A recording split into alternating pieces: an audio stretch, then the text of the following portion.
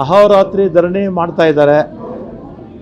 ಧರಣಿ ಎಲ್ಲ ಮಾಡ್ತಿರೋದು ಅವು ಸುಮ್ಮನೆ ಅಲ್ಲಿ ಕೂತ್ಕೊಂಡು ಮಜಾ ಮಾಡ್ತಾ ಇದ್ದಾರೆ ಅಷ್ಟೇ. ಅವರು ಅದೇ ಭಜನೆ ಮಾಡಿಕೊಂಡು ಹಾಡುಗಳು ಹೇಳ್ಕೊಂಡು.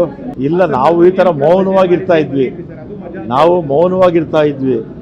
ಇವರು ಖುಷಿಗೆ ಮಾಡ್ತಾ ಇರ್ತಕ್ಕಂಥದ್ದಷ್ಟೇ. ಅವ್ರಿಗೂ ಗೊತ್ತು, ಬಿ ಜೆ ಪಿಯವ್ರಿಗೆ ಮೂಡ ಹಗರಣದಲ್ಲಿ ಮುಖ್ಯಮಂತ್ರಿಗಳು ಜಮೀನು ಕಳ್ಕೊಂಡಿದ್ರು. ಅದನ್ನು 50-50 ಇದರಲ್ಲಿ ಅವರಿಗೆ ಕೊಟ್ಟಿದ್ದಾರೆ. ಕೊಟ್ಟಂಥ ವರ್ಷ ಯಾವುದು? 2020. 2020ರಲ್ಲಿ ಯಾರು ಮುಖ್ಯಮಂತ್ರಿ? ಯಡಿಯೂರಪ್ಪನವ್ರು ಮುಖ್ಯಮಂತ್ರಿ. ಯಾರು ಯು ಡಿ ಮಂತ್ರಿ? ಬಸವರಾಜ್ ಅವರು ಯು ಡಿ ಮಂತ್ರಿ. ಮೂಡ ಅಧ್ಯಕ್ಷರು ಬಿ ಜೆ ಪಿಯವರು. ಯಾಕೆ ಕೊಟ್ಟರು? ಕೊಟ್ಟಿದ್ದು ಅವ್ರ ತಪ್ಪಲ್ವಾ? ಕೊಟ್ಟಿದ್ದು ಬಿ ಜೆ ಪಿಯವ್ರದ್ದೇ ತಪ್ಪು. ಮತ್ತು 5 ವರ್ಷದಲ್ಲಿ ಸುಮಾರು 6,000 ಸೈಟ್ ಈ ಥರ ಬಿ ಜೆ ಪಿಯವರು ಬೇರೆ ಬೇರೆಯವರಿಗೆಲ್ಲ ಕೊಟ್ಟಿದ್ದಾರೆ. 50-50 ಇದರಲ್ಲಿ ಎಷ್ಟು ಸಾವಿರ ಜನಕ್ಕೆ?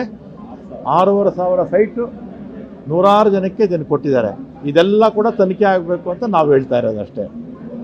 ತನಿಖೆಗೆ ಈಗಾಗಲೇ ನಾವೇ ಆದೇಶ ಮಾಡಿಬಿಟ್ಟಿದ್ದೀವಿ. ಬಿ ಜೆ ಪಿಯವರು ಭ್ರಷ್ಟರು. ಬಿ ಜೆ ಪಿ ಪಕ್ಷನೇ ಭ್ರಷ್ಟಾಚಾರದ ಗಂಗೋತ್ರಿ ಇದ್ದಂಗೆ. ನಮ್ಮ ದೇಶದಲ್ಲಿ ಭ್ರಷ್ಟ ರಾಜಕಾರಣಿಗಳು ಎಲ್ಲನೂ ಹೆಚ್ಚಾಗಿದ್ದಾರೆ ಅಂದರೆ ಅದೆಲ್ಲ ಕೂಡ ನಮ್ಮ ಕರ್ನಾಟಕದಲ್ಲಿರ್ತಕ್ಕಂಥ ಬಿ ಜೆ ಪಿನಲ್ಲಿ. ಆಮೇಲೆ ದೇಶದಲ್ಲಿದ್ದಂಥ ಬೇರೆ ಬೇರೆ ಯಾರ ಅಲಿಗೇಷನ್ಸ್ ಇತ್ತಲ್ಲ ಬೇರೆ ಬೇರೆ ಪಕ್ಷಗಳಲ್ಲಿ, ಅವ್ರನ್ನೆಲ್ಲ ಅವ್ರ ಪಕ್ಷಕ್ಕೆ ಸೇರಿಸ್ಕೊಂಡು ಅವ್ರಿಗೆ ಕ್ಲೀನ್ ಚೀಟ್ ಕೊಟ್ಟು ಅವ್ರನ್ನೆಲ್ಲ ಅವ್ರ ಪಕ್ಷಕ್ಕೆ ಸೇರಿಸ್ಕೊಂಡು ಮುಖ್ಯಮಂತ್ರಿನೂ ಮಾಡಿದ್ದಾರೆ, ಉಪಮುಖ್ಯಮಂತ್ರಿ ಮಾಡಿದ್ದಾರೆ, ರಾಜ್ಯಸಭಾ ಸೀಟುಗಳು ಕೊಟ್ಟಿದ್ದಾರೆ, ಮತ್ತು ಅವರವರ ಸರ್ಕಾರಗಳಲ್ಲಿ ಸಚಿವರನ್ನೂ ಮಾಡ್ಕೊಂಡಿದ್ದಾರೆ. ಭ್ರಷ್ಟರನ್ನೆಲ್ಲ ಕ್ಲೀನ್ ಚೀಟ್ ಕೊಟ್ಟು. ಈ ನಮ್ಮ ದೇಶದಲ್ಲಿರ್ತಕ್ಕಂಥ ಎಲ್ಲ ಭ್ರಷ್ಟರು ಕೂಡ ಬಿ ಜೆ ಪಿ ಪಕ್ಷದಲ್ಲಿ ಇರೋದು. ಇವರಿಂದ ನೀತಿ ಹೇಳಿಸ್ಕೊಳ್ಳೋ ಅಂಥ ಅಗತ್ಯ ನಮಗೇನು ಇಲ್ಲ.